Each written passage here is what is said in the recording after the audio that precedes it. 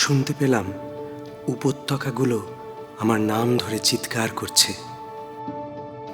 আমি যাবতীয় দ্বিধাদ্বন্দ্বের বাতাস কাটিয়ে উঠে এলাম অনেক অনেক উপরে। কীট পতঙ্গের মতোই ছিল আমার জীবন, কিন্তু আমাকে সেই সব গণ্ডি ছাড়িয়ে অনেক উপরে আরোহণ করতে হবে। আর আজ আমি উড়ে বেড়াচ্ছি ওই চলন্ত পাহাড়গুলোর উপরে। আজ আমি ছুটে চলেছি ইতিহাসের মতো, ঠিক যেমন ছুটে চলেছে ওই ৮০ বছর পুরনো ল্যান্ড রোভার।